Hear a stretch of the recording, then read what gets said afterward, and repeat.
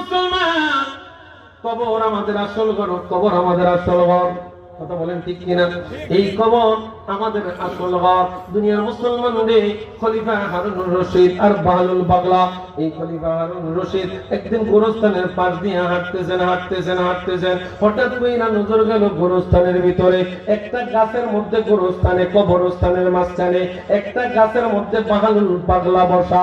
ওই বাহলুল পাগলাকে দেখা খলিফা হারুনুর রশিদ ডাক দিয়া বলে, বাহলুল রে, তুই কি কোনোদিন মানুষ হইবি না?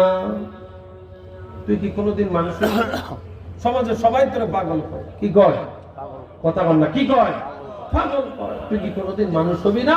তখন এই কথাটা বলার পরে বাহলুল পাগলা আবার খলিফারে উত্তর দেয়, এ খলিফা, তোর কি কোনোদিন জ্ঞান হবে না?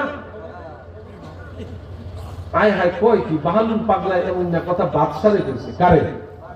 কথা বলে কারে? বাদশারে কইছে। এখন যদি আমি কোনো এমপির আজকে শপথ করাই লাইছি, কোনো